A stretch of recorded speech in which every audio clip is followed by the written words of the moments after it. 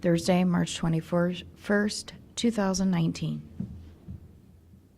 Of the United States of America, and to the republic for which it stands, one nation, under God, indivisible, with liberty and justice for all. Could we remain standing for opening prayer by Pastor Shaw from Calvary Temple? Thanks for coming. Thank you. Thanks for having me. I was thinking about, on the way in this morning, I have a drive into the county, just thinking about how good and great God is and how sometimes how low our expectations are of Him comparatively. So let's go before Him this morning expecting. Father, we thank you, God, for your goodness, for your power, your mercy. God, I pray that you would unleash heaven in Erie County. God, I pray that our expectations would rise and that you would, based on who you are, and that you would meet them. I pray in this meeting, God, that you would give wisdom. God, I pray that every decision made would be made by your will and by your counsel. Lord, I pray you give it. We ask these things in Jesus' name. Amen. Amen. Thank you. Thank you. Thank you. Thanks.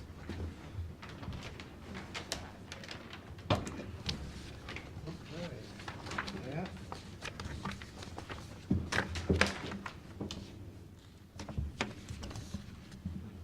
$10:00. Thought that was supposed to be at 10. How are you, sir?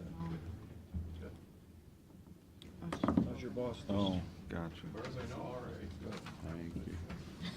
Matt? Thank you. We haven't heard any correspondence from him lately. I just want to make sure everything's all right. Maybe so. Sometimes. All right, this is the bid opening for cooling boiler structure G211 replacement. Here it is. One bid, Shaw Brothers, Tiffin, Ohio.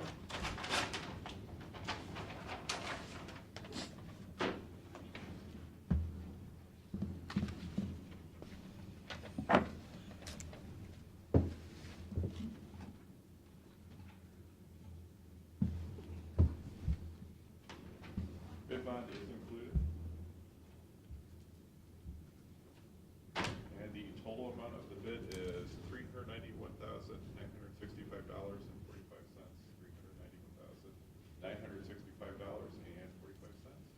Over the estimate. Just a little. That concludes the opening bid. Move to refer this to the engineer's office. Second? Mr. Old? Mr. Schaffner? Yes. Mr. Shenago? Yes. Did you guys go out and ask people to bid this? Like, Yeah, we did. you only got one bidder?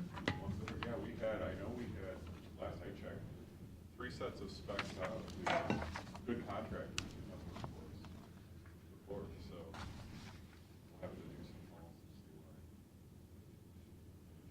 why. Anybody local? No, we usually don't have anybody local. Because projects of this magnitude, at least the bridges are a little more specialized in our Okay. projects, so. All right, Pete? Okay. I know last week there was a question about whether or not the sales tax information had come out. And, well, the next day it did. So I prepared the report, and put a copy in each one of your boxes. Numbers weren't very encouraging, let's put it that way. They're down a little bit from last year as far as looking at the actual. On the budget side, it was down almost a little over 2.5% compared to what we expected for that month. Overall, just year-to-year numbers, we're still up 1.4%, but as far as like on the budget, we're just barely above it, which again was a 1% increase. So, that's through 3 months. We still got 3/4 of the year to go. So, we'll see. So what did you do for 19 again?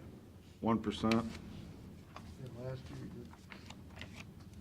Last year was actually down a little bit because of the Medicaid Managed Care Organization loss of those sales tax. The 500. Well, no, we didn't actually lose the whole 500, because you got some of that back, remember? Right, but again, we got, that was some state support, but it was a one-time deal. It's not over any, extended period of time, where some counties, based on their numbers, they've got 3 or 4 years' worth of what they lost. But ours We was did. 500 and some thousand. I think it was closer to 6. I thought it was like 660. Yeah, it was around 600,000. Okay. So you budgeted in 18, 16. Right about 16 million. So you hit it pretty close. Oh, yeah. Pretty proud of that. Sometimes you get lucky. Yeah, I think it's like every year. I think something's wrong there. Nobody knows this stuff. So what did you say this year? 1%. Right, So your new budget numbers is 16.2. yes. Yep. That's the new budget number. Okay. I also got a report from our, from an actuarial firm. We do this every year on our health trust fund.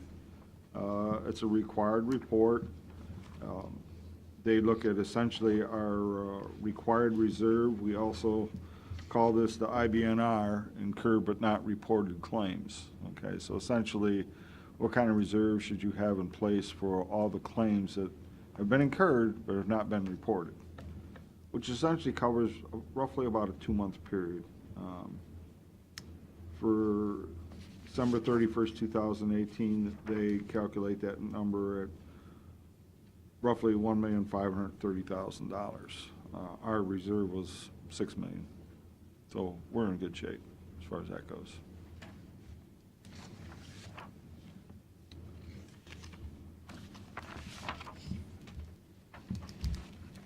Also, you're going to see some legislation today on, and I reported on this earlier regarding the Tax Incentive Review Council.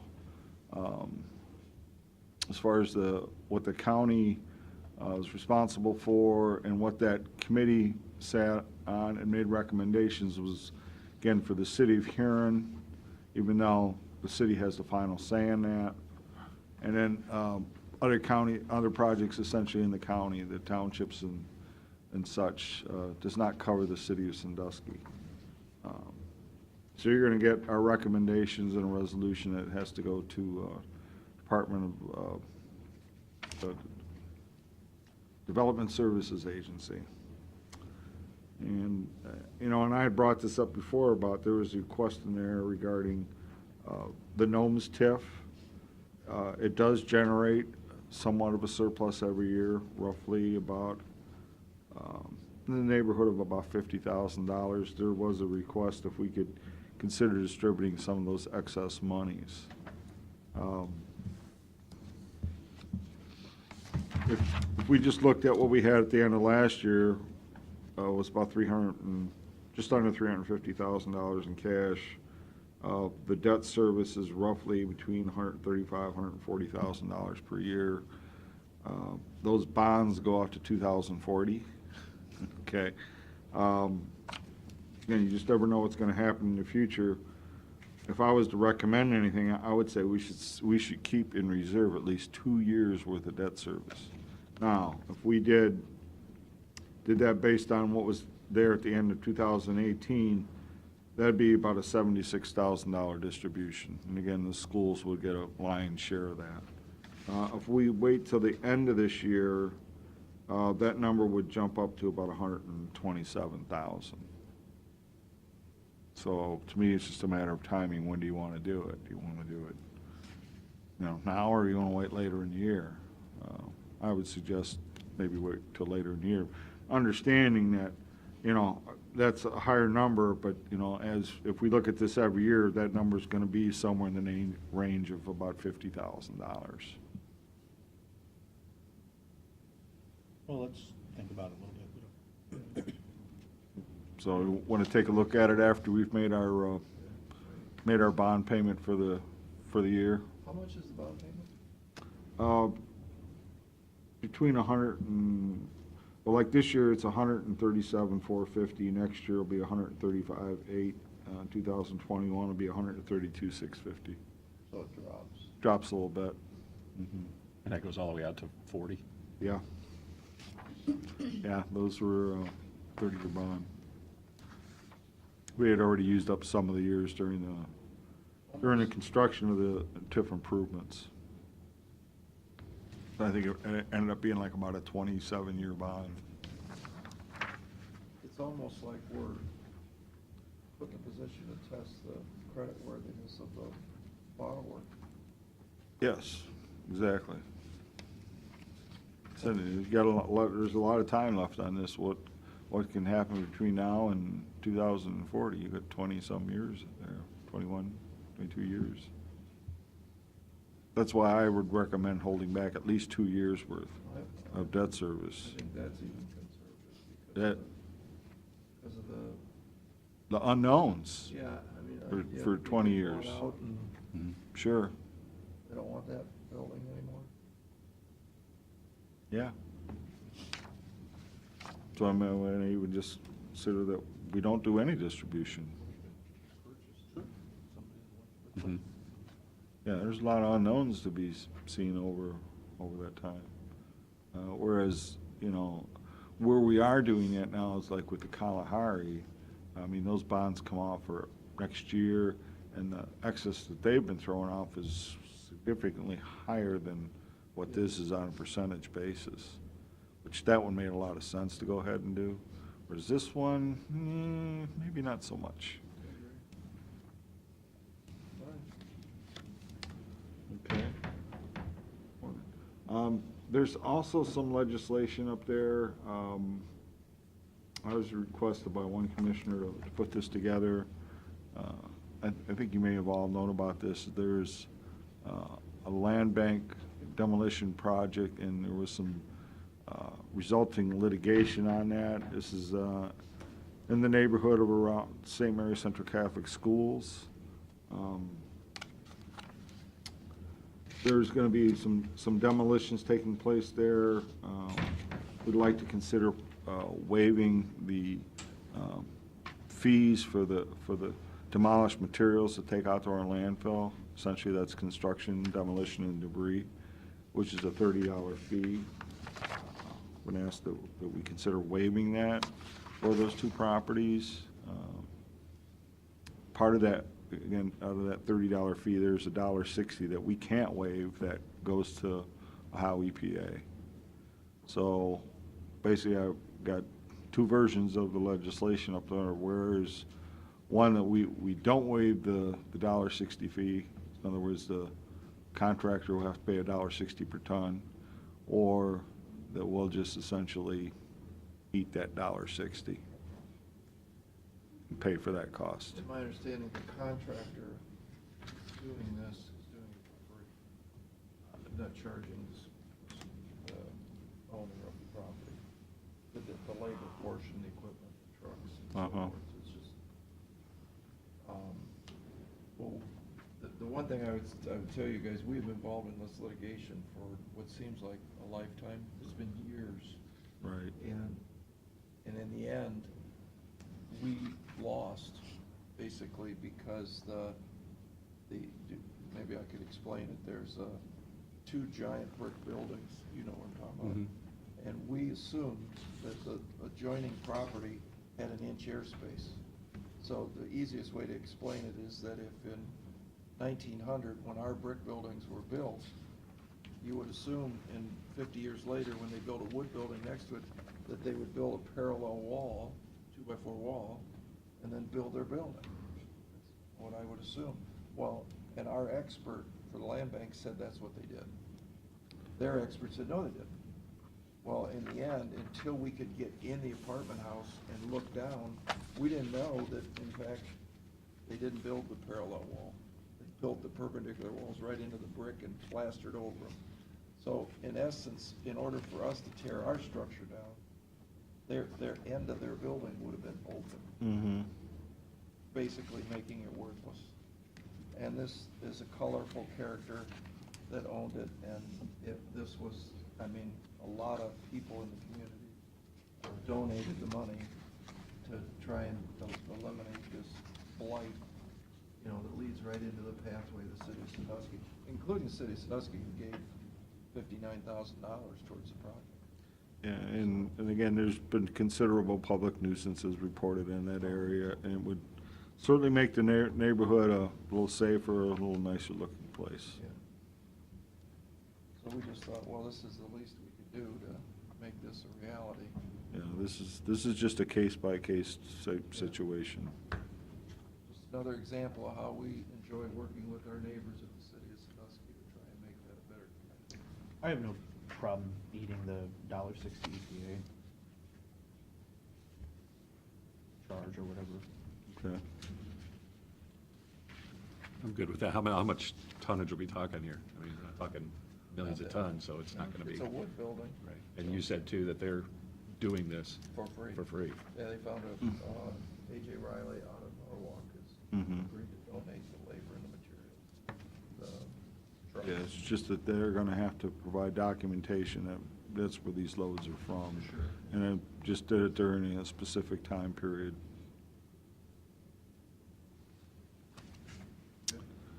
Okay? Well, that's all I got, gentlemen. Is that resolution right now?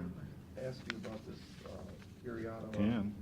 toilet room ADA modifications that we're committing $40,000 to. That's the maximum commitment we have. Okay. So now I have a set of drawings for the first time to Mhm. do this. And I think we need, and I did talk to Stan about it, it seems that the problem starts with Ottawa County doing CDBG funding, which Mhm. now throws us into a whole nother world of construction costs. And I wonder if we should reach out to those folks and say, would you consider not doing CDBG funding on their end? If you could do that, I think I can help. This is not that big a job, pretty Mhm. easy job, actually. So it's not a $120,000 job, that's for sure.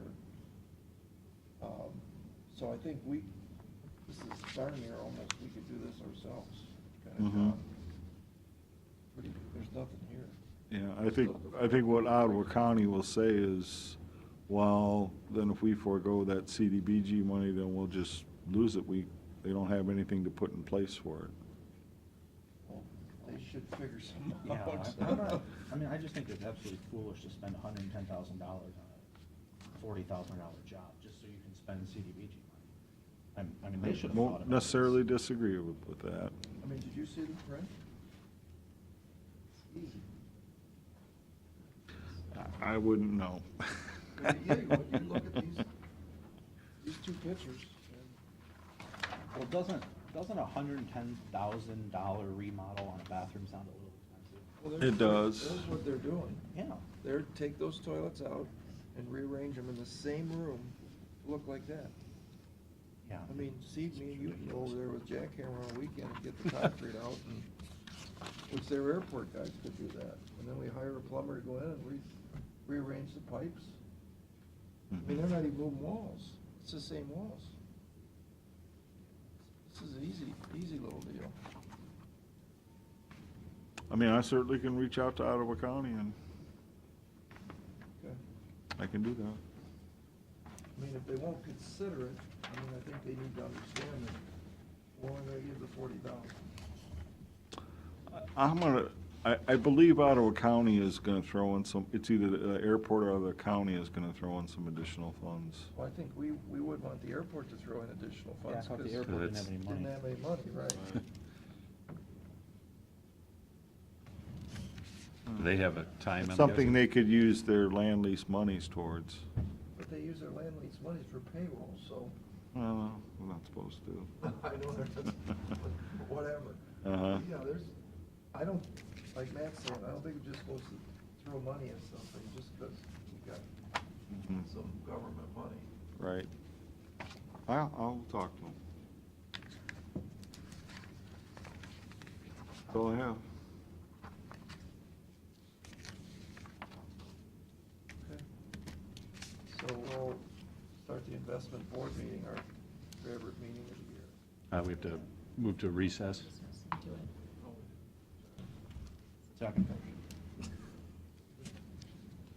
I can't make the motion. Steve? Move to recess. Second. Mr. Schaffner? Yes. Mr. Old? Mr. Shenigo?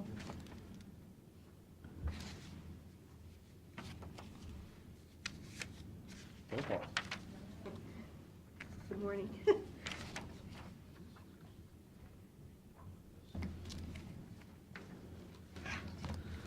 Thank you. Thank you. Welcome aboard. Thank you. I won't see it for a long time. Yeah, it's, go Vikings.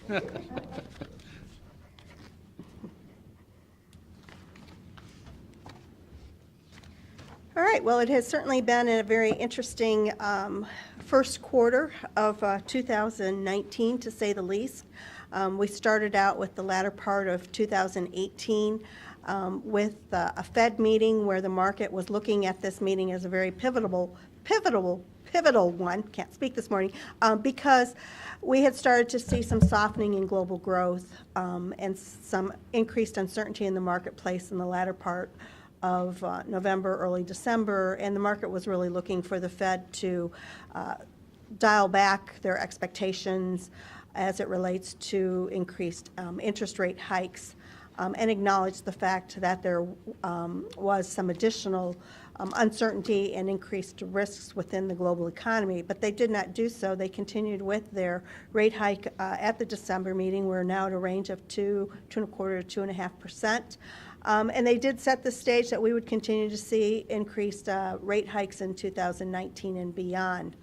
When we look at the dot plot, which is on page 3, and this is the dot plot from the December meeting, we can see the extent of what the FOMC members' projections were for increased rate hikes throughout 19, 20, and 21.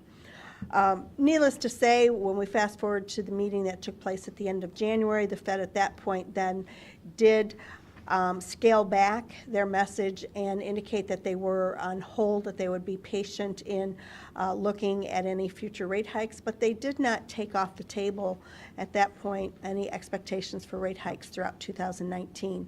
Now, the Fed did meet again, finished up their two-day meeting yesterday, and lo and behold, they have now clearly made it very clear that they're on hold.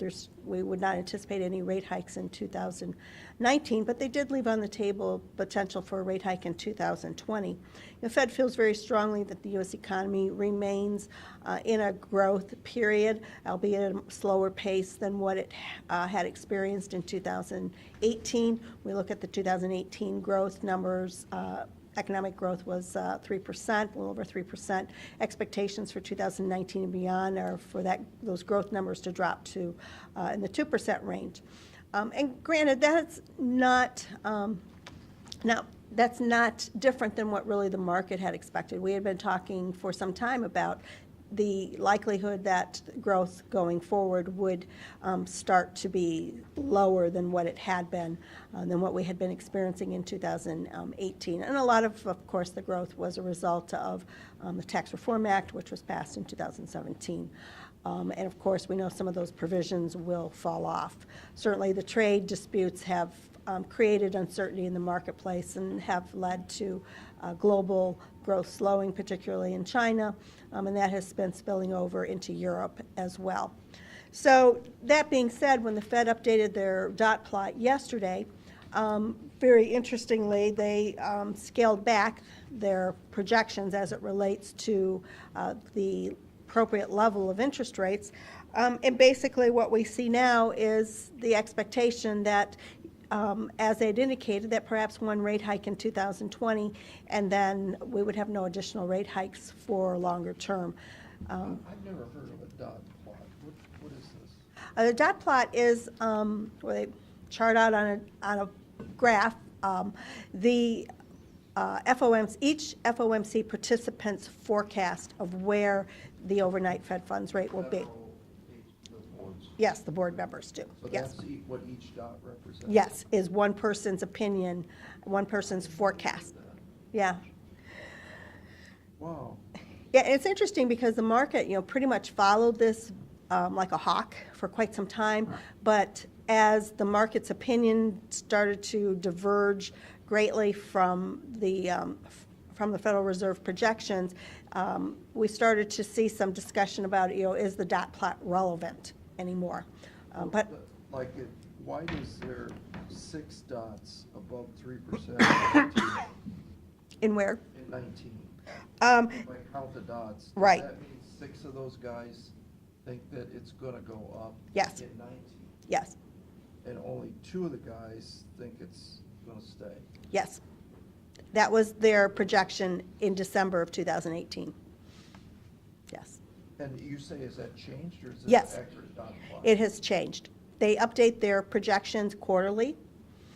So we just received an updated dot plot yesterday. Of And course. what happened, and tell me again what that was. And so when we look at the median, so in the December dot plot, the median for 2019 was that the overnight rate would be at a 2.9%, which would indicate, right, overnight rates being upwards, 2.75% to 3%. That median has now dropped for 2019 to 2.4%. That's 2.25 right now, right? 2.25 to 2.5. So a median projection of 2.4 for 2019 would indicate that the median forecast is no rate hikes in 2019. And then 20? 20, that median has dropped to 2.6 from 3.1%. So this is where we're seeing where the Fed has communicated one additional rate hike in 2020. And then 2021, the median is unchanged at 2.6%. So the Fed, at this stage, is projecting the need for no additional rate hikes beyond the 2020 rate hike into 2021. So I see you're going to talk about yield curve, but you're going to talk about inverted yield curve for a Yep. period of time that we had a little while ago. Yes, I went to something and talked about, there's between 12 months and 18 months after the Yes. yield curve inverts for more than a quarter. yes, yes. For a momentary instant in time, which it did. Yes, right, exactly. And, the media has definitely latched on to the fact that we have had some inversion in the yield curve. And there have been numerous studies that have been done which have concluded that the most reliable predictor of upcoming recession, right, is an inversion in the yield curve, and particularly an inversion in the 3-month to 10-year rates. So many times we look at the 2 to 5, the 2 to 10, but it's the 3-month to 10-year which is the most reliable predictor. And absolutely, what the studies have shown is that if that inversion is more than just a blip, as in perhaps a market knee reaction to events, but has some sustainability to it, then what we have found, looking at the past, I believe 10 recessions, is that 9 of them have been predicted by that yield curve being inverted, and that recession generally occurs within 12 months to 18 months. That's interesting. So we're not due for a recession for quite a while. Right. But in your world, that's bad news, because in your investments that you're legally allowed to make, you're going to see flat. Right. Flat to even falling interest rates. And really that leads into when we flip to page 4 and we look at what it was the market expecting and their reaction to the events that were occurring here in December of 2018 and into the first quarter of 19. The market made a very abrupt shift in sentiment as it related to looking at the path of interest rates, so believing that interest rates would continue to increase, and then shifting very abruptly to believing that interest rates, the next interest rate movement could be a cut. And we can see in looking, this is the Fed funds futures probability, and it shows us that in November the market was expecting, a majority that the Fed would that the economy would support continued interest rate hikes, and that, of course, had moved to the point where in the beginning of January, the market was betting basically that the next rate movement will need to be a rate cut.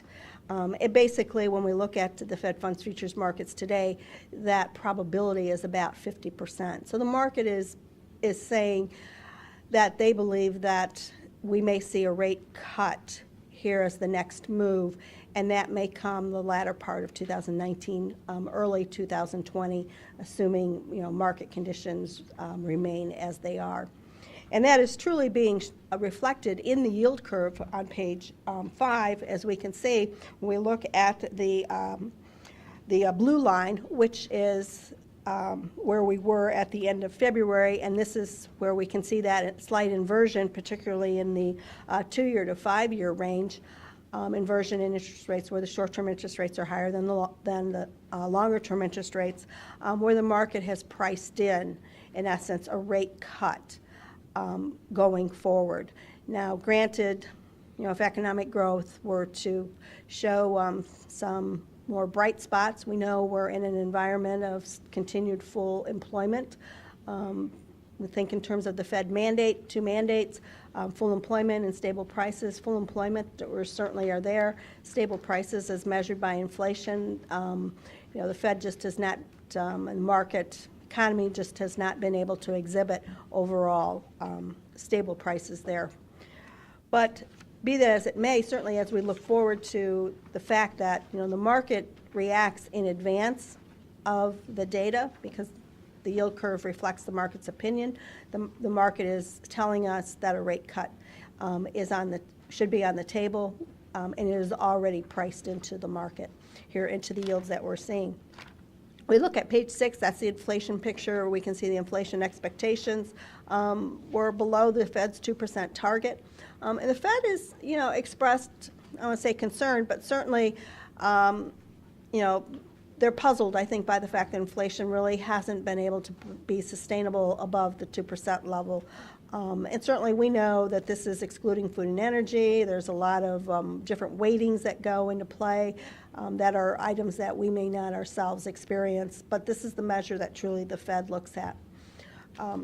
Flip to page 7, this is where we can see, basically looking at the swaps market, where the market is pricing in a rate cut here. So certainly we have seen interest rates drop from where they were last year. But that being said, you know, we would expect in any environment where perhaps once a rate cut does occur, that we would of course see that those short-term interest rates drop very quickly as a result of that. So at this stage, the short-term rates continue to kind of hang in there. Longer-term rates, yes, they have dropped, but we're certainly, as we could see, we're not back to those levels of where we were back in 2017. So we're still in a much better position. So flipping into what does this mean for the county, when we look at page 9, this is, of course, the county's portfolio as of the end of February.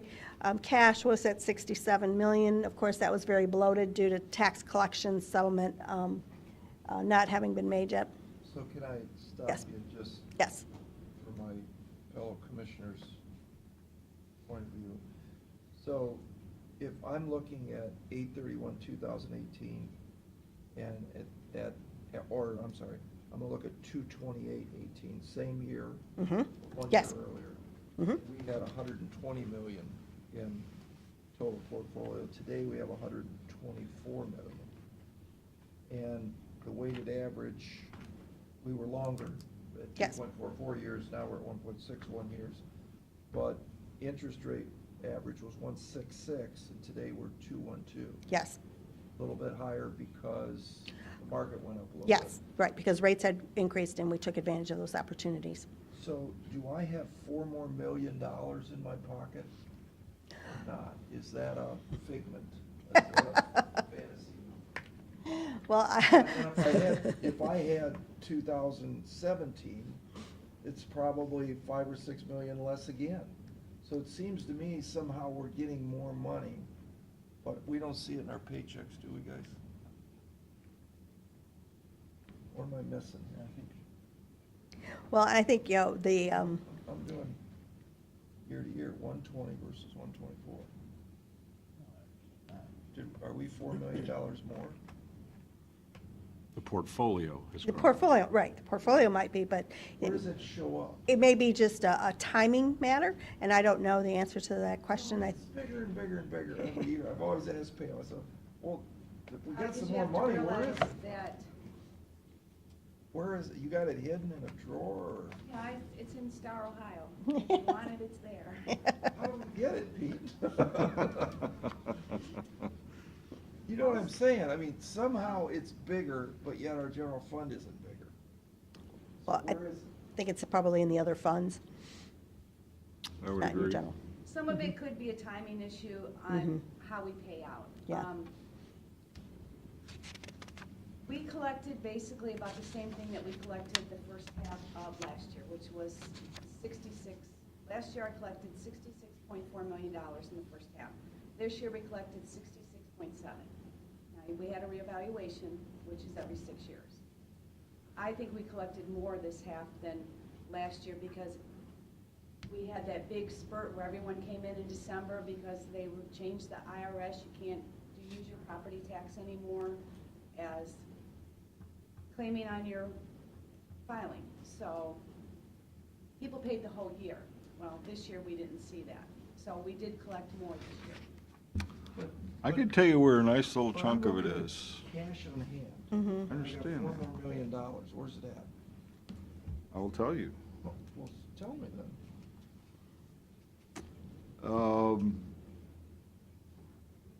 In this IBNR report, What's that mean? this is that health trust fund report. Oh, yeah, that you did, yeah, okay. At the end of 2017, that number was 3.5 million on a reserve, and it's 6 million now, so there's 2.5 million of it. So there's half of it. Yeah. Yeah, And then- more than half of it. And then the landfill. We put a little bit all more those monies, accounts Would be in the. you know, our post-closure, closure fund, get some more money in it, rows. yeah. We have cash on hand. The only place I keep cash is Star, Ohio. No, We roughly, normally my balances after I pay out is usually around 17 million. In the last 2 years, it's been over 20. That's where I earn the most interest. So it's just creeped up. But you also have to realize too that, we don't carry $11 million in delinquent anymore. I mean, and when I ran it yesterday, it was 1.9, so over the but years. most of that got written off, didn't it? No, For the most part. no, Of the 11 million? oh, no. You got 11 million cash more money on those delinquent taxes? Over the last 5 years, yeah. Did 10 you know million. Yeah. No, the only ones that are wrote off are land bank. I'm not aware of specific numbers, but certainly the trend, Yeah. yeah. I mean, we've just collected, people either pay or, I hate to say it, we take it to foreclosure and we're getting the money for it. Or people are just paying because they don't want to lose their property. Land bank is probably, I think the last time I did it was, land bank's probably, no more than 5 or 6% of that Yeah, amount. Very small piece. Very small. So we could track that by going back to 14, 13. Yeah, in when we had the 14. $11 million out there. Yeah, in January of 14, when I started, was 10.9 million, and it was just under 7,000 parcels of delinquent. And as of yesterday, it was 1354, and we're at 1.9. That's But it. can you see it in your treasury balance? Yeah, you can. So we could go back 5 years. But, as wouldn't- you know, it goes back to the general fund, so that's, The income. Well, actually, I mean, We increased we our, collect all those monies, And I gave the her, majority of it goes to, million? back to the schools and, yeah. I took $5 million. Right, we only get a little piece of that.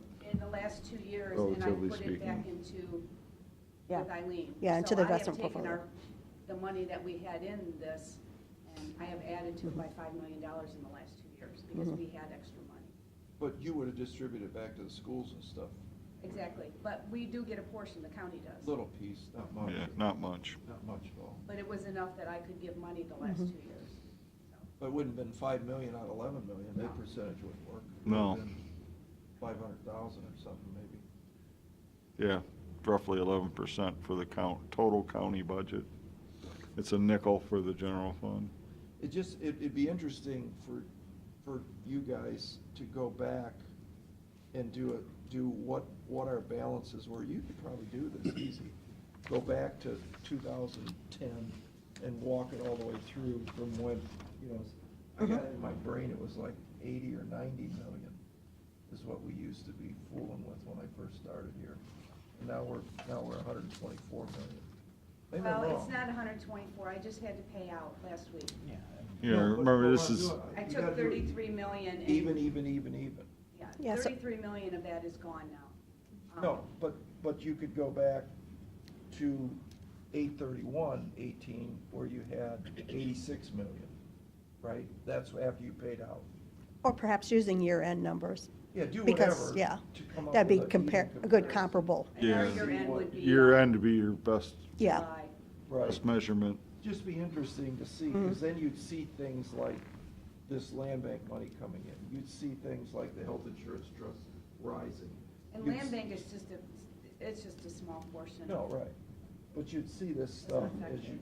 and I think you're gonna be shocked at how big that number's gotten. Yeah, and I think based on, I know at one point we had looked at that very briefly, and, it's spread across a variety of funds from my recollection, and it just, though, adds up.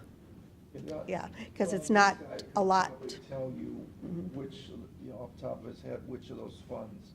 I think a landfill, I think, the nursing home now has 700,000, and it used to have minus 500,000. Mm-hmm. So, that would be Yeah. cash that would come in. There's probably a lot of little things like that that you Mhm. could count on your fingers that we don't That's what I really get think. credit for. You don't see that in our world. Mm-hmm. And we get a lot of credit in our office, like the prosecutor's office with Erie and how we do our stuff. I now have another county that wants to come. I've had 3 of them already, because we do it at our conference, that they want to come out and put their, I do my delinquents. They're copying what I'm doing, so we're setting Just them tell up. them to come here, don't go to them. Because some of these counties have, they're clear up here, they have no idea. Sorry, what's- I couldn't let that go. So we have a good system in place for it. All right, yeah, you've actually done Yeah, a you've great done a job. good job. Absolutely. Okay, thanks. No, those are good questions, yeah, yeah. So absolutely right, at this stage, at the end of February, from an investment standpoint, we were what we would classify as fully invested. Again, recognizing that the cash portion is bloated because of the tax collections. The weighted average maturity in the portfolio is 1.61 years, weighted yield at 2.12. That's an increase over where we were at the end of October, our last report, where we were at 2.06. This will generate, just on the securities portion, about $1.2 million of interest income over a 12-month period forward. That does not include any interest that's earned on the cash component as well. And Pam, of course, is taking advantage of Star Ohio as a spot to park the overnight cash. Star Ohio is providing the highest yield to the county for those liquid funds. So asset allocation at this stage, we're 55% in government agencies, 18% in FDIC insured CDs, and 27% in commercial paper. Our maturity distribution, and let me back up a minute, and all of course, those assets are permissible under Ohio Revised Code. Our maturity distribution at this stage, we have maturing beyond 2 years, 21% of the portfolio. We would like to start to increase that to upwards of 40 to 50%. We're continuing to see value, even though in view of the Fed statement, we continue to see value in adding securities out in 3 years, 4 years, and 5 years at this stage to lock those rates in and maintain about the remaining 50 to 60% maturing inside of 2 years, continuing to take advantage of the opportunities on the short-term space. Of course, if we start to get closer to the point where we actually feel a rate cut will become a reality, then we would want to be able to shift out of very short-term investments, because those short-term reinvestment rates would drop very quickly. So looking forward to the next 3 months, we have $6.6 million maturing that we will be putting to work as we implement the strategy. Any questions? Any further questions? You want more? Always, bring them on. I like questions. Get us that long comparison number just for. Yeah, yeah, I'll put something together, and then Pete, I'll share that with you, and maybe we can collectively work on putting something together that will I just have one provide question. to that. On how quickly, we talk about the interest rates, if we have a really good inkling that, hey, they're either going to go way down, process-wise, how quickly can you shift? Well, based on the fact that we have this 6.6 million maturing, which, represents, a rather sizable portion of the portfolio, that will provide us with the ability to react relatively quickly. Yes. What we had done in 2018 as short-term interest rates were rising is we took advantage of particularly commercial paper and investing in commercial paper to again, the expectation that rates would continue to rise, and took advantage of those higher short-term rates. So we now have the portfolio positioned so that we have that flexibility to react. Yeah, it's about 12% of the portfolio you got rolling over here real quick. Yeah. That's a lot. That's a lot. Mm-hmm. Yeah, so we're in a good spot. Okay, good question. Thank you. All right, thank you. See you guys in 3 months. It will be warm then, right? I hope so. Baseball starts in a week. Right? Started this morning, actually, yesterday in Japan. So do we have to reconvene for a second? Yeah. Motion to reconvene? Second. Mr. Schaffner? Yes? Mr. Old? Yes. Mr. Shennigo? Need to, Motion we go into the access management. second? Mr. Old? Yes. Mr. Schaffner? Yes. Mr. Shennigo? I make a motion to appoint Steve Schaffner to the Access Management Board of Appeals, completing the unexpired term of Bill Monahan, expiring in May 2020. Mr. Old? Yes. Mr. Shennigo? Mr. Schaffner? Yes. Thank you. Swear in. He does, he's the chair. You are.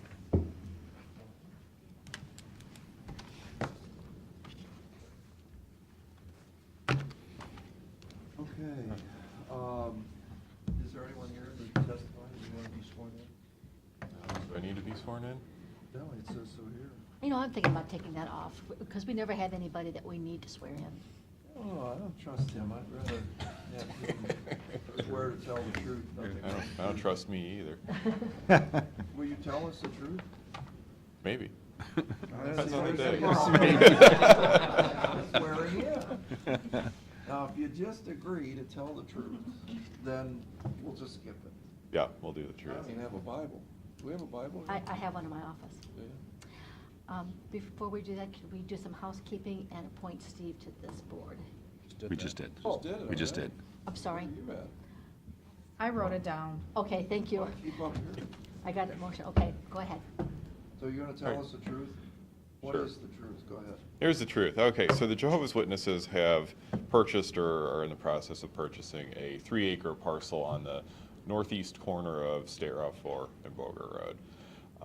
They're going to put a new worship center in, not terribly large, a few thousand square feet, I want to say around 50 parking spaces. So is this where, they're moving into the pump? No, that's at Strub. South of 2.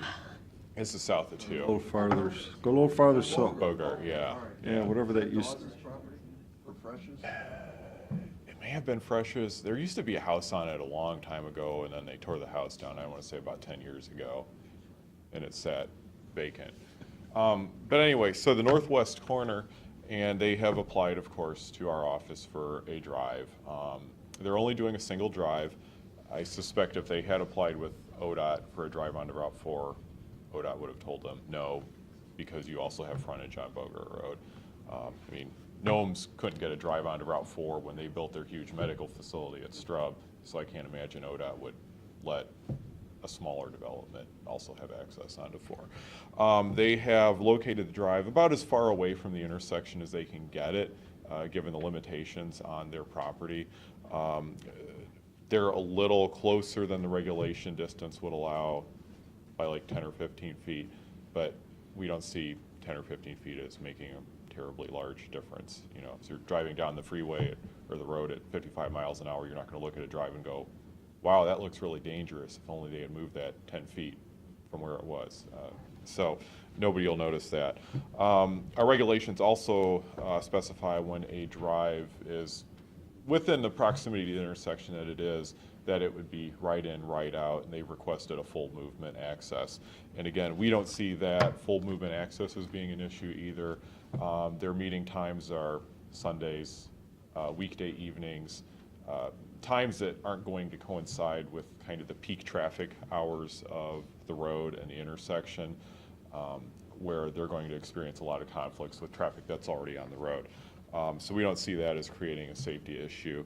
And then down the road, our regulations kind of have a, I don't want to say a fail-safe, but there is a mechanism in there of, say, 5 or 10 years, they say, hey, this is a really great corner on a really great intersection. There's a fast food place that wants to purchase it from us, or a gas station, and put a business in there. That would fall under the change in use section of our regulations, where that potential person, purchaser, for changing the use of the property would have to basically walk back through the drive permitting process. So we're not looking at a case of where they're going to put this drive in and, in 10 or 15 years, something that's a lot higher volume, McDonald's comes in, where you're going to have a ton of people using this drive during the busiest times of the intersection. Also, we would say, okay, you need to re-examine that access, and you may not get the same access that the Jehovah's Witnesses had when they owned the property. So, so we don't really see there being any significant traffic effects or safety concerns that our office has over this access. We're not opposed to granting variance, granting them access. Okay, so do we have anyone here from Jehovah's Witness? Paul, do you want to speak to the? For the township? Yeah. The township Unless does you not- want to speak for Jehovah's Witness. No, absolutely not. All right. The township does not have an objection to this, and see this as necessary to move the project forward. So you're good? It's your pleasure. Go ahead. Resolution passed. Just read those. That would just. For the, Those aren't it? no, this is for CHIP programs. No, that should be in there, though, shouldn't it? It should be marked. Is there anything? For 10 o'clock, yeah. Is that it? There's a. Yep, I got it here. Yes. Got it. All right, so we do this now? Yeah. Move for adoption resolution of the Erie County Access Management Board of Appeals for the purpose of granting the variance request of JW Congregation Support, Inc. Second. Mr. Schaffner? Yes. Mr. Old? Mr. Shenigo? Yes. You need that one there. All right, ladies, gentlemen, thank you. Thanks. Just have a motion to go back in regular session. Second. Mr. Shenigo? Mr. Old? Yes. Mr. Schaffner? Yes.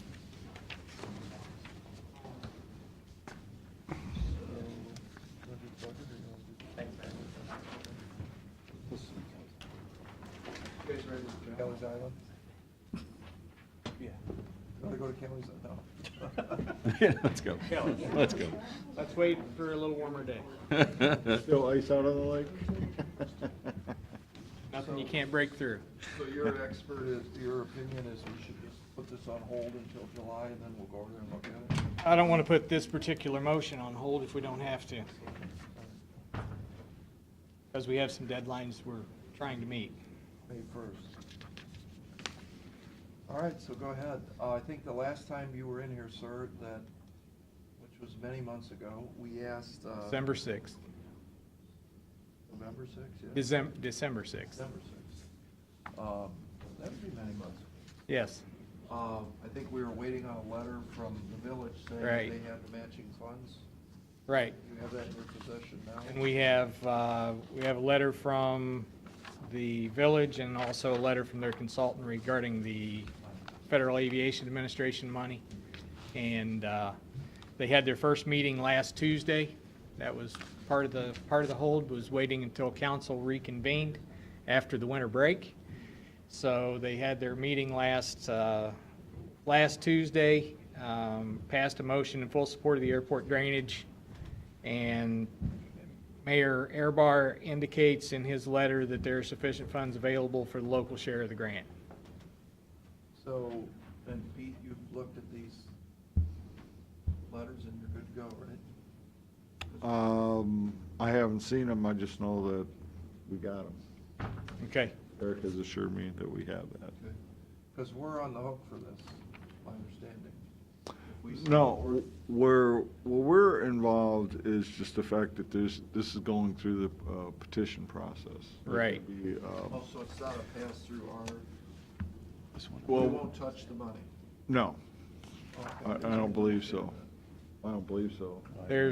There's two ways, my understanding is there's two ways it could be funded. The county can choose to pay up front and do a reimbursement from the assessments that are collected, or the county can assess first and then build the project, if you choose to move the project forward.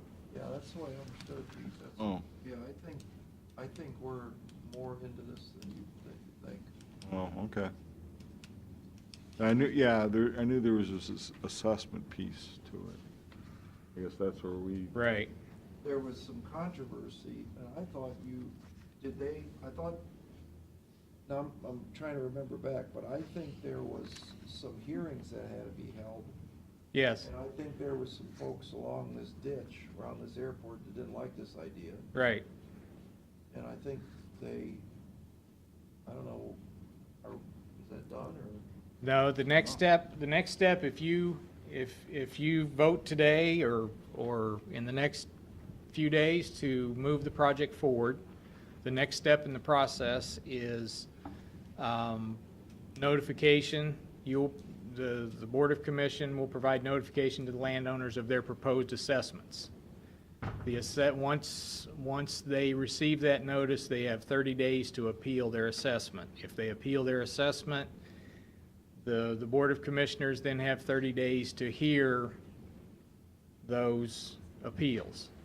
So that's 60, so that's, I thought it was May 1st. Money. Well, yes, to be in line this year, for the Federal Aviation Administration grant, we would like to have everything taken care of by May 1st. But 60 days, you're past it right now. No, if you passed your resolution this Today. morning and the notifications went out in the next day, Yeah. they have 30 days to respond. So a month from now, that's April. 19th, Right, right? right. And then And if the- anybody appeals, then, We know they and will. I've made, appeals not filed until the appeal is filed. We've had landowners before that have challenged, and in our public hearings that we do as a Soil and Water Board, and sometimes they will show up and sometimes they don't. We don't know until we officially notify, and they have the 30 days to appeal it. And then. And I've made the village aware that, as far as the timeline goes, that's the situation we're in. We can only move forward if we don't get challenged. If we get challenged, then we're looking at pushing it off to future years. It's 30 days if we get an appeal, then we have the 30 days to have. Then you have up 30 days to answer that appeal, and that pushes us beyond that Unless we plan. May 1st date. There is some, Yeah, is there wiggle room there, on that? there is some wiggle room until, my understanding, talking with the consultant, there is some wiggle room till probably the middle of June, but middle of June would be absolute latest. So, All right, so your recommendation to us is we should pass this right now? I don't think we have that resolution ready. I was not aware that we needed anything, so. okay. I don't know if we can do a motion authorizing me to prepare that legislation, that might be enough. Well, can you go quick type one up while we do the I budget? thought we had it, we worked on the resolution in December, so.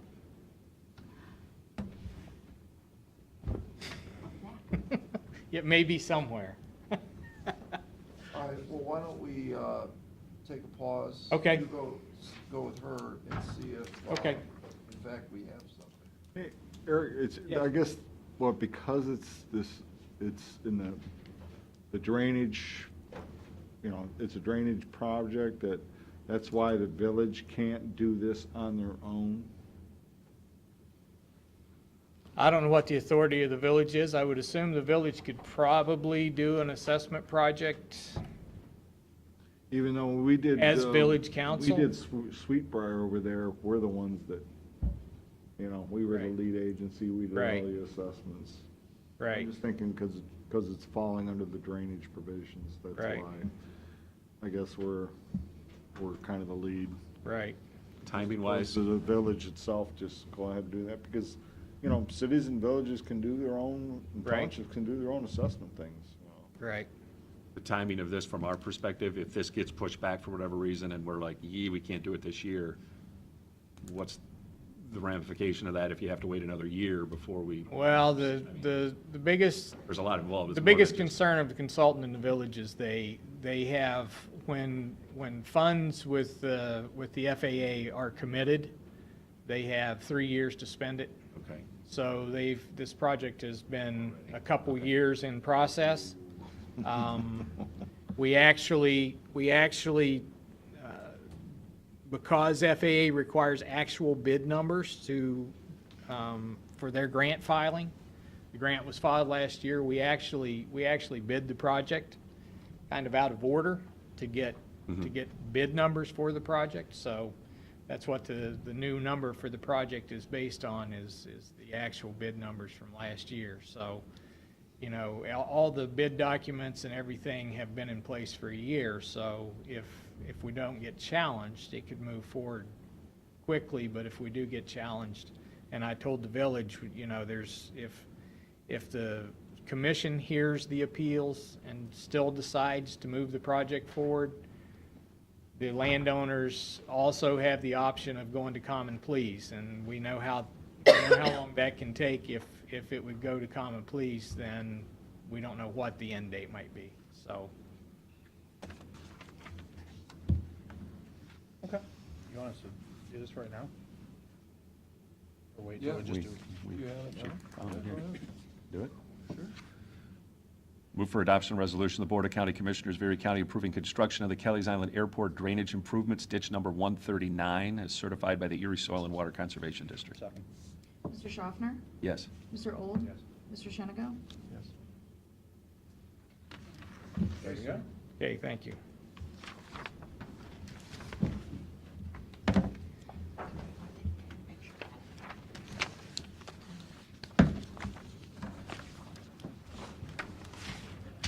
Treasurer left, we need her money. The darn treasurer left, we're gonna need some money from her. Yeah. I think there's 1 more million we had last year somewhere. You can find it. I found most of it. Found some of it. I think I know where the, I think I know where it is too. I do too.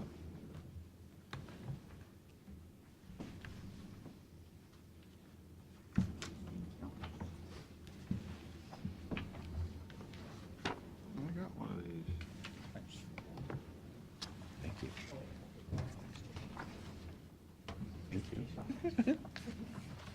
So I've got quite a few changes I want to make to this budget. Take all your time you want. You guys have not been ready today? I've been all rested up because I was sitting through most of the budget meetings, so I got lots of energy. Got 10 more days. What's the rush? Yeah. So it's not a problem. End of the month. Just gonna have to come back in the middle of your 31st at vacation, midnight, but, right? yeah, no problem. Well, why don't you guys do the hearing where I'm at? It's a little warmer. Gonna see- All right, you're gonna pay all our If you way? approve the travel. Yeah, Hey, Yeah, how's that looking? boy, Aaron, I hope the audio was working. All right, I'll get you some tickets. You're just going to Columbus, right? I mean, that's not a problem. A little more south.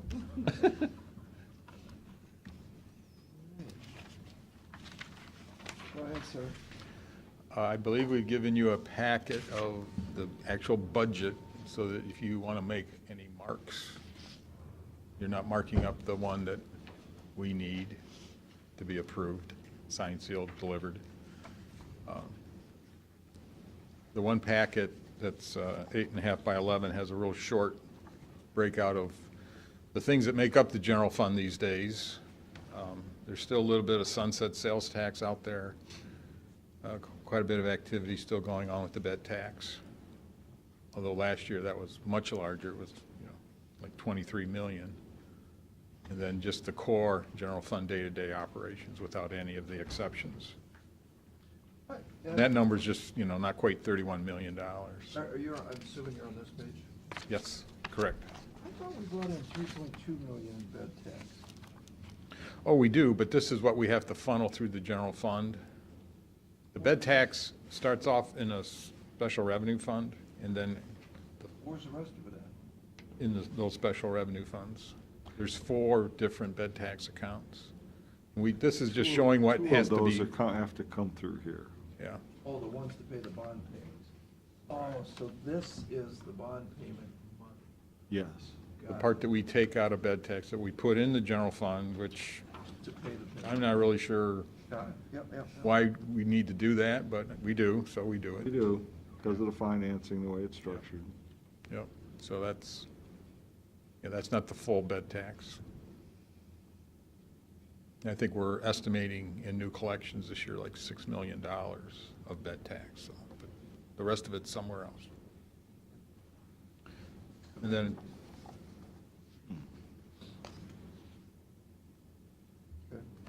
there's a 3-page attachment to that one short page that just highlights what's going on in the general fund.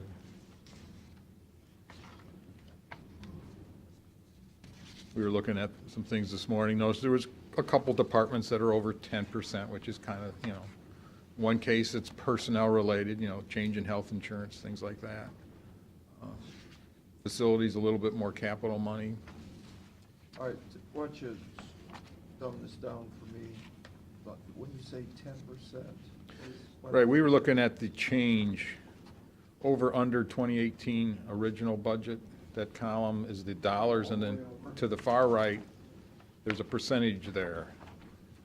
And a lot of those are very minor, or in many cases are reductions, but there's a few that are over 10%. So we reflected on those just to see. So for instance, that seems odd to me. The recorder went up 10%. Why would that happen? It was a personnel matter that they had no control over, and the change in staffing, risk of higher insurance costs, some unemployment, things that, per policy, we do not hold their feet to the fire for those types of changes. It's not an increase in staffing, not pay raises outside the policy. And municipal courts went up. Wasn't there some issue with Vermillion or something? Vermillion was a municipal court that from time to time, we wouldn't even get invoiced. The people currently on board know the drill. They're billing us promptly, and So we're catching up. yeah, basically a catch-up, yes.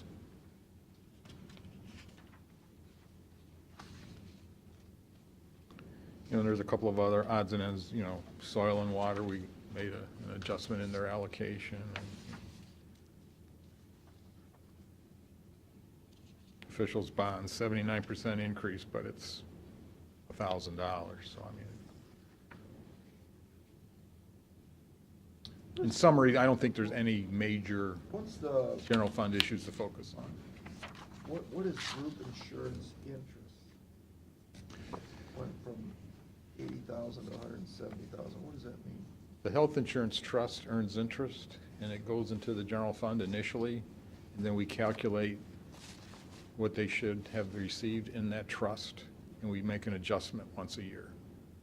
And with rising interest rates, along with a rising health insurance trust balance, the number is going up. Yeah, that's Big the time. only way we can get interest earnings to the fund, is it has to come from the general Why don't fund. we keep the interest earnings? Well, this is to help leverage the financial soundness of that fund. So why don't we keep the interest? Well, we could. Seems like we're in a lot worse shape than they are. How much, what's That could change relatively quickly, and it has over the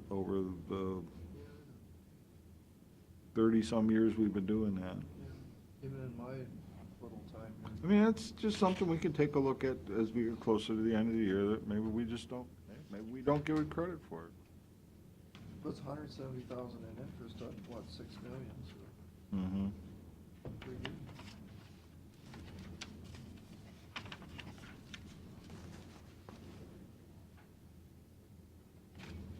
Yeah, I mean, I just took a look at, again, like this front page it has, we're just breaking down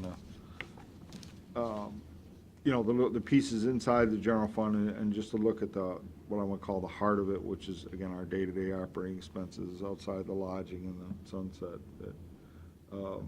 Essentially, our revenues and expenses from last year's budget are up 2%, and as you can see, that our revenues equals our expenses. So we've balanced the budget, and it's just gone up a relatively small amount, 2%. I can tell you that going back to 2007, our budget in the general fund, and again, we didn't have anything going on, lodging tax or sunset sales tax, was $30.7 million. 2007 was what? $30.7 million. Just a hair under where it is today. 2009, our general fund budget was $26.7 million. So essentially, 10 years ago, it has gone up about 1.5% a year on average to where it's at today. It's pretty, I'd say that's pretty controlled growth. Nothing crazy. And then if you want to, again, this is the general fund piece. But again, our general fund is roughly only, a quarter of our total budget. The total budget for this year is just a hair under $127 million. And again, went back to a couple of these years I pointed out, 2007, our total budget was $169 million. Could that be? How could that be? Because it was. I think at that time, 2007, we were finalizing a bunch of projects. You had Kalahari being finished up. You had our landfill expansion finished up. We had several other projects that were finishing up. We did a big bond refinancing. Well, original money financing and some refinancing that year. Again, that was 2007. 2009, it had dropped to $129 million. So even from 10 years ago, our total budget is $2 million less.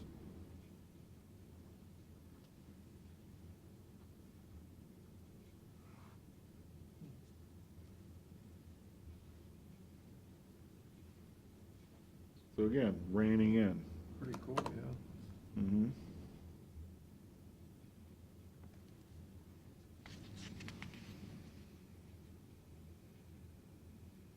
So, do you have any idea what the $127 million breaks down to? There's got to be a sheet we do that shows it's $7 million on the nursing home, it's $5 million on the this. Yeah, I mean, that's kind of where we put together that budget presentation document, and it breaks all that down really nice and neat, like shows the top 10 departments. Yeah, that thing. That type of thing. Yeah. Because we're not getting into the You did. weeds. on Including some of JFS the bigger ones. on this. Uh-huh. JFS isn't even in the equation. The federal and money and stuff that goes through there, that's another 100 million, and then it runs through that Well, operation. we don't recognize. We don't get into that at all. No, we don't. Okay. No. We just look at essentially the administrative dollars. We don't look at the program dollars that say from the federal government that run through, say, Job and Family Services, which we know is a pretty darn big number. But, you know, those don't directly come through our hands, so we don't report it. We don't have to. This revenue estimate sheet that ran through has a pretty good summary of roughly what all those funds are. It's like the monthly financial statement minus all the zeros, right? Yeah. Yeah, I see.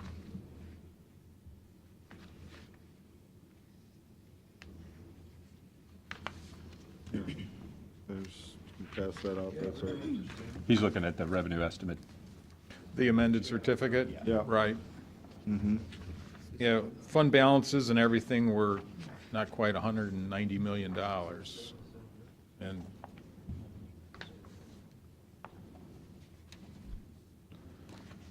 this is a similar report on all funds that we Oh, yeah, I see. gave you earlier on just the general fund. You can see some of the, Same one, isn't it? Yeah. so yeah, like Job and Family Services is almost, $12 million.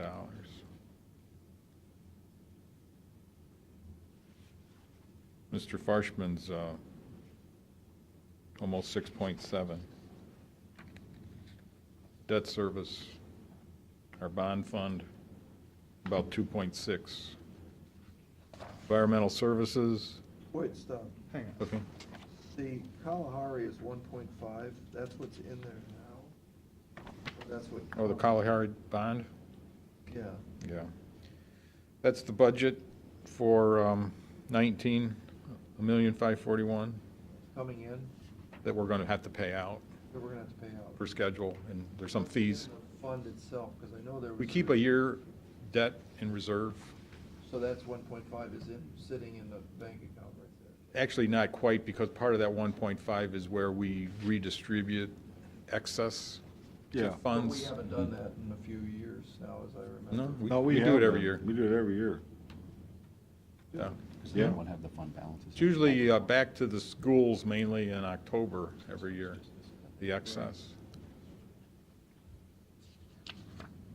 Oh, you wanted me to talk to, I think, our county engineer about repaving those public roads there? Yeah. Oh, I haven't talked to him yet, but I will. Are we allowed to do it? I better check with some legal authority, but we may be able to. Not sure what the question was. In other words, some of the TIF monies that are collected, could we use that to take care of the public infrastructure that was put in originally, paid for by the TIF? Because I think as long as it's related to the properties that are the beneficiaries of the TIF, Mm-hmm. And that would be. it should be, if, I mean, it was originally put Right. in by the TIF. Yeah, yeah. I mean, my point is, like it or not, those are our roads. Might as well maintain them, while we got the money to do it. Yeah. Then I'm not sure whose they are. Would they be Perkins Township or Huron Townships or Or combination of both? Combination of I would think. So, A lot of the roads are in Perkins, Kalahari? because the, it. Kalahari, Yeah, it's in probably. both, Yeah. yeah, but like the parts that swing out to get over to back to Yeah. 250. Yeah, the school district lines aren't the same as the township Well, lines. that's true. You know. Line's not necessarily exactly the same. Yeah. So looking at this revised estimate resources report you have that has these unencumbered balance, and when we talk about these TIFs and stuff, is that the Kalahari tax equivalent Yes, and the Lake Crest tax equivalent? Those are the actual balances? yeah, Yeah. yeah. Okay. That's the unencumbered balance, and then it has other sources, and then the total. Yeah, those would be the balances as of the end of 18. Right. And if there was any encumbrances, that's backed out, can't be appropriated. Gotcha.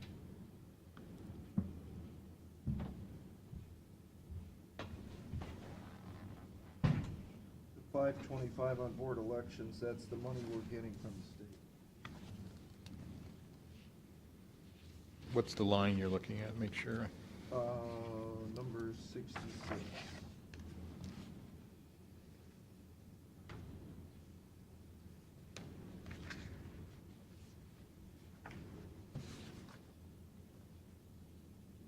Oh, the 525 is actually the line below that, 67. Yeah. 40,000 is Board of Elections. Yep. That's what I said. Oh, 40,000. 40, yeah. 40. Oh, let me put my glasses on. A lot of lines here. It's a it's jammed toughie. report, yeah, I apologize. It's tough to follow it.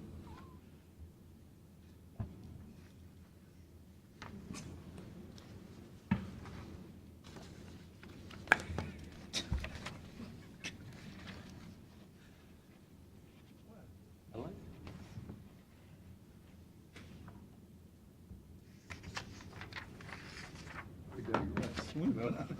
Right? I think. But again, this whole process is a major cooperative effort between, again, ourselves and all the elected officials and boards and department heads, and it's quite an undertaking. Finance staff certainly has to put in a lot of extra time, and again, appreciate them for doing that. Definitely. Do you have like we get this long sheet and we look at what the actual numbers in 2007 and 2009 were, at least for the general fund. I wonder what it would be had, like this year we came in with 1.5 million more than we had, essentially close, 1.3, whatever it was. I wonder, do you have those numbers for what it would be had the commission given everything they wanted over all those years? No, but you could do it very easily. Just go, you keep the long sheets, I assume. Just go back, 4 or 5 years, whatever you want to. Just be interesting to see. Be interesting to see. Because we do, I mean, as Pete said, you guys do a great job going back and forth with the elected officials to try to make sure we're satisfying everybody's needs, giving people what they need to run their operation, but also being respectful of the taxpayers and their money that they give us. And, to try to make this work it's a big amount of work between a lot of people. This isn't like the city commission or village council or township trustee. I mean, this is a much more complicated process, and you guys do a good job navigating those waters, and we do appreciate it. 5:30 one night, remember? Yeah, that was just us. They had been here since 6. Yeah, I mean, as long as I've been, was doing this work, it was pretty much always, hey, we've got this amount available, and here's all the requests. Those requests always exceeded what's available. Back in the day, it wasn't unusual to say, yeah, we're gonna dip into the reserve and go ahead and approve this stuff. And not that, rarely ever did all of it was ever approved, but certainly there were definitely times where, yeah, we dipped it in the reserve to balance the budget balancing the budget for what we're bringing in and what's going out. 2000. Yeah, so I mean, if you're saying, okay, we went back for years, we're kind of reserve, we'd have probably not much of a reserve. Well, and what the commission had to do to make up for that foolish spending policy was they had to raise the sales tax for a year to pay for all the things that they put off because they didn't save money over the years. The capital. That's So true. that's what we've done, and after 10 or 15 years of dipping into the reserves to spend money you don't have, you don't fix the roof, you don't fix the HVAC, you don't do all the things that we're setting aside money. Now, we're not setting aside money to do fun stuff with, we're setting aside money to do the work of operating an entity that has a lot of buildings, parking lots, buildings. A lot of old buildings. Yeah, and we don't set aside a capital request. In working with the other elected officials, if they don't spend their budget, we expect that money to be returned, and then we, in turn, put that into capital. So we don't have to go and raise the sales tax because we neglected it for a whole bunch of years. Exactly. So we appreciate the elected officials minding their expenditures and the department heads minding their expenditures so we can maintain the buildings and the fleet of vehicles and everything that we do out of capital. Right, and it's like Pat said, we have a courthouse, which is a very, very old building. This is a very, very old building. It's just that the jail is now getting old. The office building is now getting old. Again, that was $7 million. Again, do we have that set aside to do that all over again? No, we don't. We're not there yet. Be nice, but we're not. No, there's this rumor that we have all this money sitting around, but that's money we're, in our brains, we're squirreling away to fix all these projects that are gonna, Yep. without having to raise the sales tax. And we don't have that much money. We have,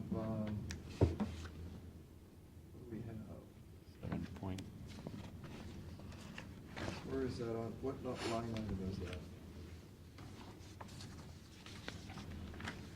Oh, yeah. You were really close to it, line 67. 67.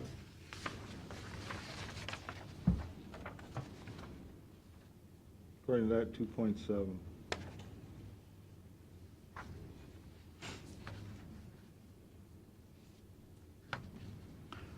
All right, so. All right, thank you. Do we need, We need a motion to. you've got, That resolution done. Do you want us to stay in order 10-10. or no? You can do the budget one.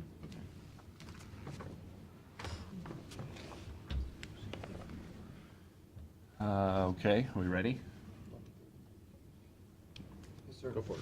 All right. Move for adoption of the annual appropriation resolution, the 2019 budget, of the Erie County Board of Commissioners.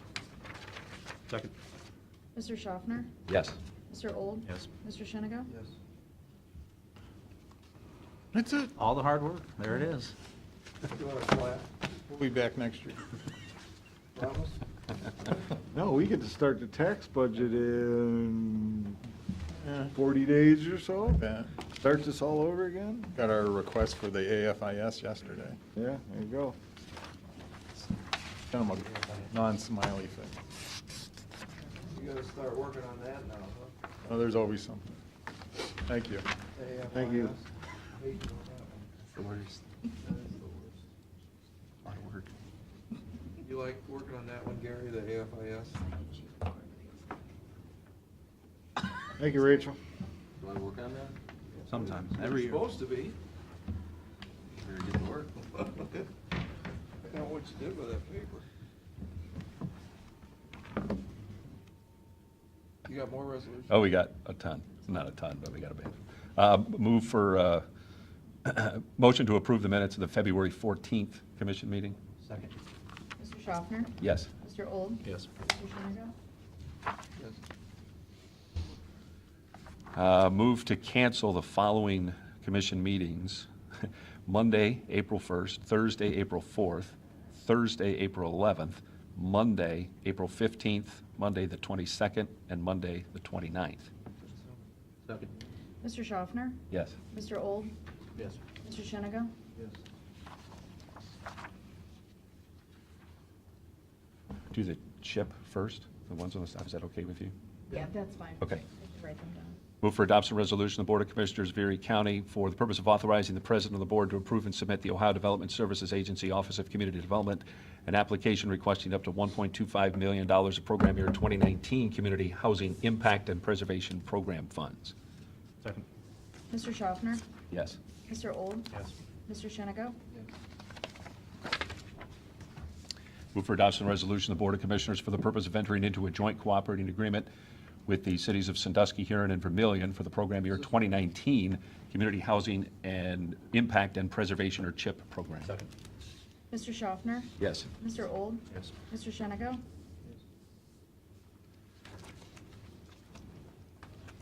This will be the landfill. Move for adoption of the Board of Commissioners waiving certain construction and demolition debris waste fees at the Erie County landfill, and that the Erie County landfill absorbs the Ohio EPA portion of these fees. Second. Okay.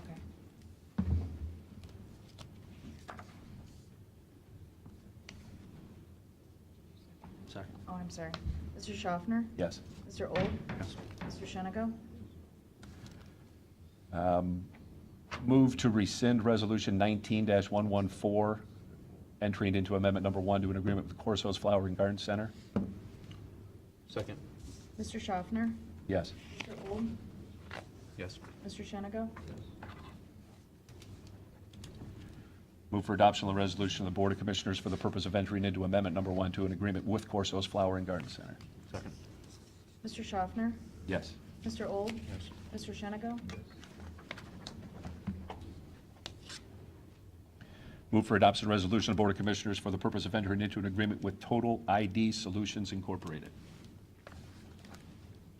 Second. Mr. Schaffner? Yes. Mr. Old? Yes. Mr. Shenigo?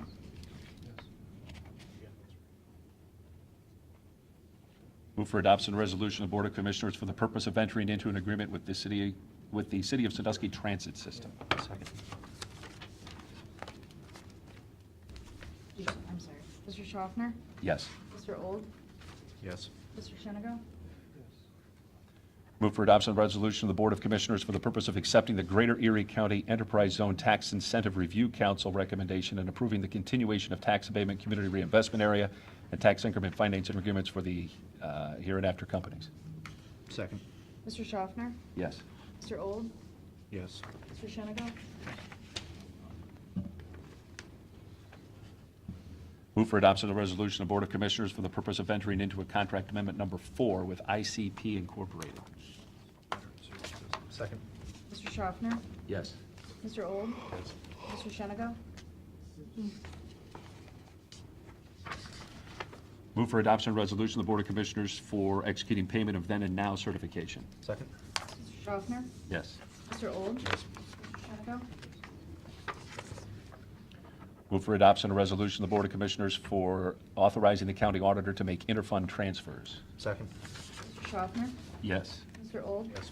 Mr. Shenigo? Move for adoption of the Board of County Commissioners for the purpose of reducing the weight limit on certain bridges in Erie County. What is this for, Pete? It's a recommendation out of the engineer's office. What is it now? It's a recommendation from the county engineer's office that on certain bridges that we actually reduce their weight limits. How do you know it's not bridges that citizens need? Primarily, it's looking at our emergency response vehicles, in other words, fire trucks. I don't know what that. What do you mean? Well, if you look at the letter, that's kind of what it talks about. You mean it says the fire truck can't go over? Well, it's a certain weight. Yeah, it says a heavy-duty emergency vehicles represent loads typically not found in Ohio surveys of fire departments by ODOT and the County Engineers Association of Ohio. Have so far only located one or two types of these heavy-duty emergency vehicles in the entire state. Nevertheless, we are still bound by the requirements of FHWA, even if these new vehicles represent loads that our county bridges will rarely, if ever, experience. So he's saying if we buy these super heavy pieces of equipment, Or do we already own them? so there's only two in the state. Do the fire chiefs know? I mean, I don't know. Well, he mentioned something about the FWA. Yeah. Yeah, that's, Federal Highway. actually, that's the Federal Highway Administration. Okay. In other words, to get their dollars, you've got to follow this procedure. Is there a timing issue on that? Can we just I don't know. learn more? We can ask him to come in and explain it. Yeah, I don't want to. I'd like to know. I'd like to just understand this better. I'm not against Okay. it or saying it's bad, but I just would like to understand this a little better. Fine, that's no problem. We'll hold off on this one. You didn't sign this. We got it? Move for adoption of resolution of Board of Commissioners for the purpose of declaring certain items surplus and ordering same to be discarded or salvaged. Second. Mr. Schaffner? Yes. Mr. Old? Yes. Mr. Shenigo? Move for adoption of resolution of the Board of Commissioners for the purpose of declaring certain Erie County equipment surplus and ordering same to be sold by internet auction. Second. Mr. Schaffner? Yes. Mr. Old? Yes. Mr. Shenigo? Move for adoption, a resolution of the Board of Commissioners establishing an installment schedule of payments for water tap fees servicing the property at 4102 Maple Avenue, Castalia.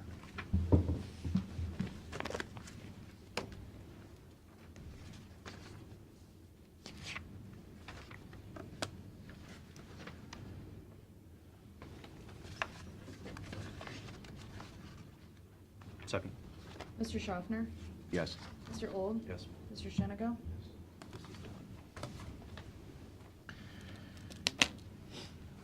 A lot of signs. I move for adoption of the resolution of the Board of County Commissioners for the purpose of entering into an agreement with Pre-Stress Services Industries, LLC. Second. Mr. Schaffner? Yes. Mr. Old? Yes. Mr. Shenigo?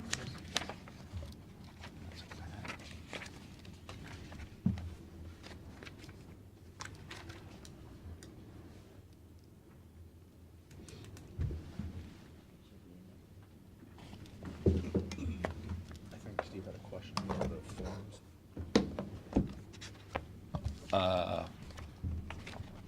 For one of the travel forms for Luis going to get contact hours, are those required for his employment? Going to a spring VIP workshop, May 1st in Belleville, Ohio. It's attached to drug and alcohol training refresher course that actually Howard is going to. I didn't see it. I On thought March- that was Friday. Yeah, matter of fact, all of our supervisors over there are gonna go to that. Okay. In other words, that's for, you know, if, trying to see if any of your employees are having any drug or alcohol problems. The Okay. questions is But the- why is Luis's attached to Howard? Is Yeah, it- there's a second one attached to that one for the spring VIP workshop for $258. But there's 5 available, apparently, contact hours that can be gained. Does he need the contact hours to have the job? Driver's license, I don't know. No. And then it also has a mention of the standard fee for the workshop's $129. Then there's alloways, I don't know, maybe we don't include that. Routine analytical customers receive a discount rate of just $59. That includes lunch. But And where's it at? Belleville, Der Dutchman, good food, Oh, it is. great good. food. But I love Dear Dutch. All right, cross. You can his tell name from your off and put me glasses. on there. I could need some alcohol training. Drug and alcohol. Are But they there's two two- separate? there's 2 separate forms, but they were stapled together. See, I think that's a mistake. I think it's probably a Yeah. mistake. I think they should be separated. VIP, So that's good. That's the drug and this is the alcohol drug one. and alcohol. Yeah. So that What's one's the probably good. information behind that one? Is that was about the VIP training? Yeah. right? Okay. Yeah. So, yeah, this is definitely something. I'm surprised that there's not stuff in this one too. Yeah, so this is for Luis and Dave Strang to go to this. This is from last week. It's okay. But we're just looking at the title. For some, but if they need the hours, They I mean, I might, I get that, think they get that. do. I And think if they they do, Yeah, I do believe they do. Yeah, because they got, they both have licenses. That's what that is. so they do need. Yeah.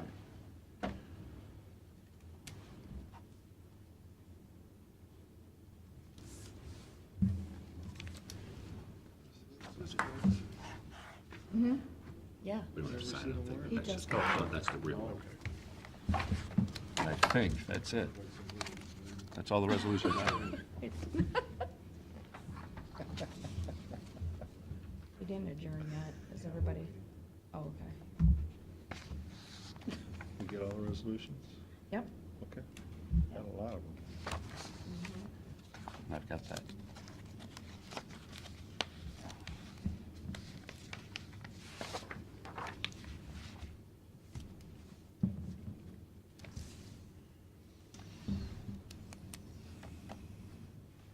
I wonder if Rachel was worried about them passing the budget or something. I think so. She says she comes every week just to hear. Just, sure you have any that he needs to sign on that. Yeah, I was just gonna say, there's a couple. She must really not be busy over there. She's And then the spending a last couple row of weeks it and on there. couple days a week in Crawford County, Careful. or a day or something like that, a week in Crawford County. All right, I'm just gonna make a motion, we adjourn. Second? Okay. Mr. Old? Yes. Mr. Schaffner? Yes.